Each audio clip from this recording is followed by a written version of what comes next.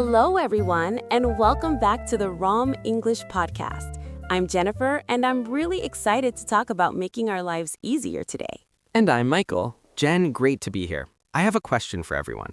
Have you ever started a new habit, like going to the gym or studying English with huge motivation, only to completely stop and forget about it after just 2 weeks? Michael, that's my life story. I bought a gym membership with great excitement, but after the first 2 weeks, it became such a chore to remember to go. The motivation just disappeared. That's the problem. Motivation feels fantastic, but it's not dependable. It comes and goes quickly. To keep our good habits, we need something much stronger than just feeling excited. We need our habits to become automatic, like turning off the light before leaving a room. You don't need motivation for that. You just do it without thinking. And that is our essential topic today, how to make your new habits automatic. We'll show you why motivation fails, why starting is the hardest part, and give you 3 incredibly simple and powerful techniques to wire positive habits into your brain so they become effortless. Let's define the core issue. When we start a new habit, we are in the motivation zone, but the brain quickly moves the activity to the automatic zone, the basal ganglia, to save energy. If the habit is not ready, the brain rejects it. So, if a habit is automatic, it takes 0 decision energy. That's the key to making it stick. But the biggest energy drain is the friction of starting. If you have to spend even 5 minutes deciding, packing a bag, or searching for materials, that friction demands high motivation. If your motivation is low, the friction wins and you stay home. That friction is what killed my gym habit. I had to search for my clothes, pack a bag, and decide which route to take. Too many small steps. The solution, then, is to reduce the friction for your good habits until they are unbelievably easy to start. And conversely, increase the friction for your bad habits until they are annoying to do. That sounds like a powerful strategy. We need to stop focusing on willpower and start focusing on design. Technique number 1 is environment design. Your environment is the silent architect of your habits. We should focus on changing our surroundings first. How do we design a room or a space that forces us to do good habits? We use 2 principles: make it visible and make it easy. 1. Make it visible. If I want to practice guitar more often, how do I make it visible? Don't put the guitar in its case in the closet. Leave it out on a stand in the middle of your living room. The sight of the guitar becomes the automatic visual cue to practice. The visual cue removes the need for a to-do list. If I want to read more, I should put the book on my pillow or next to the remote control. The book is now the first thing I see. 2. Make it easy, reducing friction. Now, we combine visibility with ease. To make your morning exercise easier, what should you do the night before? I must lay out my gym clothes right next to my bed. My shoes, my water bottle, everything is ready. I remove all the searching friction. You've removed about 10 minutes of decision-making energy from your morning. This makes it much more likely you'll start. And to make a bad habit harder, like eating too much chocolate, Increase the friction. Don't buy the chocolate. If you must buy it, put it in a container that requires you to open 3 different lids, or store it in a cabinet in a different room.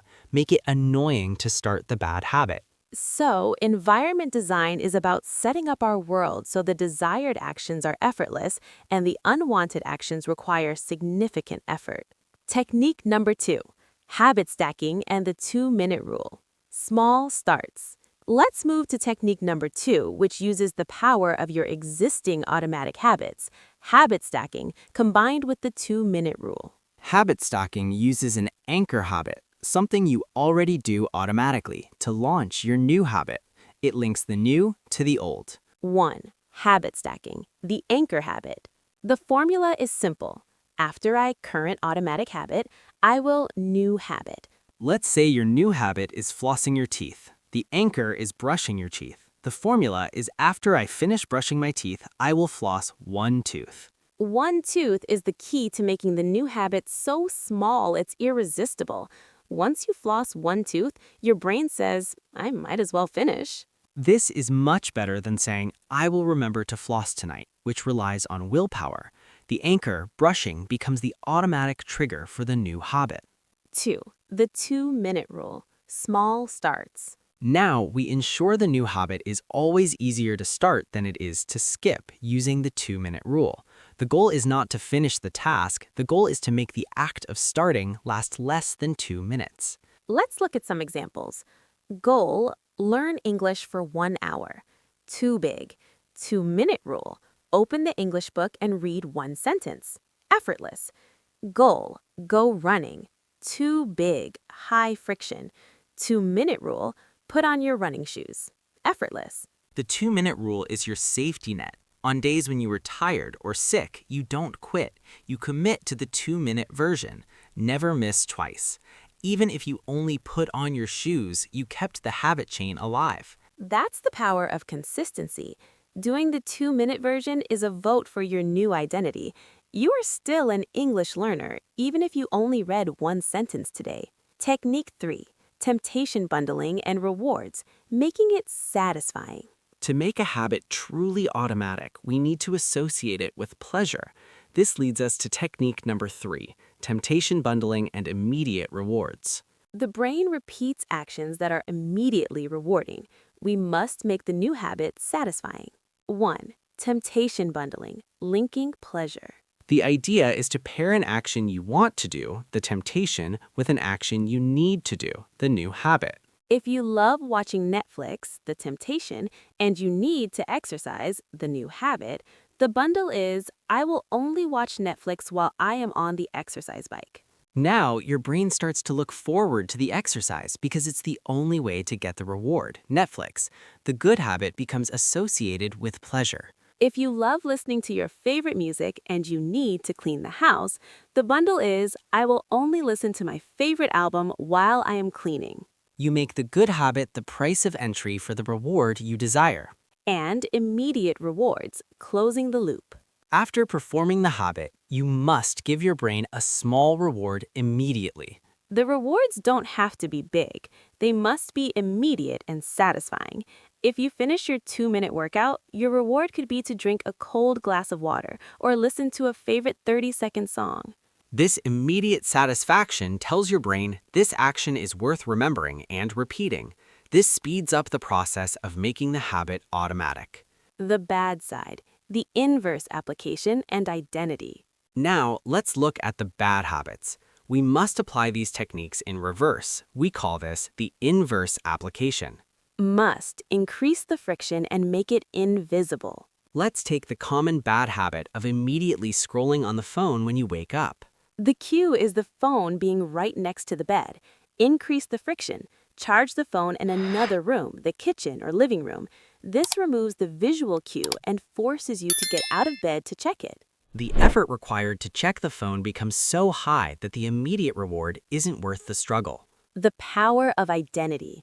The biggest shift isn't the action, but the identity. Every small automatic habit you perform is a vote for the person you want to become.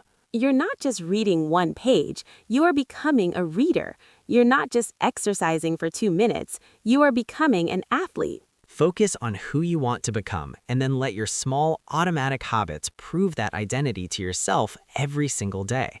The easiest way to maintain a habit is to believe it is simply who you are. Dealing with failure, the rule of compounding. Michael, we need to talk about failure in the big picture, the rule of compounding. People often want huge, immediate results, but habits are not about big, fast changes. They are about tiny, continuous improvements. If you try to improve by 1% every day, after 1 year, you will be 37 times better than when you started. This is the power of small, automatic habits. The small habits of reading 1 page, flossing 1 tooth, or writing 1 sentence is what create massive success. The goal is not massive action. The goal is massive consistency. Automatic habits guarantee that consistency. The safety net, never miss twice. Everyone misses a habit sometimes. What is the rule for dealing with a missed day? The golden rule is simple, never miss twice. If you miss 1 day of exercising, that's okay. It's an accident. But missing a second day turns the accident into a new bad habit.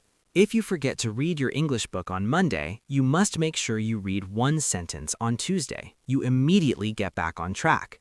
This maintains your identity as someone who doesn't skip their habits. One missed day has no significant impact on your long-term success, but a sequence of missed days destroys the automaticity you worked hard to build. So, make the recovery as automatic as the habit itself. Final summary and challenge. Jen, let's give our listeners the final automatic habit blueprint, a simple summary of the 3 core techniques. Technique 1, environment design, visibility and friction. Action, make good habits easy and visible. Put the book out. Make bad habits invisible and hard. Charge the phone in another room. Technique 2, habit stacking or anchoring. Action, use the formula after I automatic habit, I will new 2-minute habit. After I pour my coffee, I will review 5 words. Technique 3, the 2-minute rule, starting small. Action, reduce the habit to a task that takes less than 2 minutes. Prioritize starting over finishing. The journey to automatic habits is the journey to becoming the best version of yourself. The easiest way to become a successful person is to automate your success. We encourage you to choose one new habit and apply one of these techniques tonight. Start small, trust the process, and watch your life change. Thank you so much for joining us today on the Rome English podcast. We hope this episode helps you turn your biggest goals into your easiest, most automatic habits. We'll catch you in the next episode. Keep stacking those habits.